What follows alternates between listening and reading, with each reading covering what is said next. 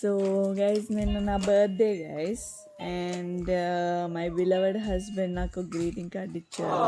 I was very impressed and I was very happy. So ఇదన్నమాట greeting card. My wife, my friend, my love. I was touched. తర్వాత చూస్తే ఏమని ఉందంటే లోపల sign కూడా పెట్టారు, చూసారా? హ్యాపీ యానివర్సరీ టు అస్ అని ఉంది. ఇది యానివర్సరీ కార్డ్ అన్నమాట, బర్త్డే కార్డు కూడా కాదు. లైక్ లిటరల్లీ చూసుకో, అసలు చదవకుండా కార్డు. కానీ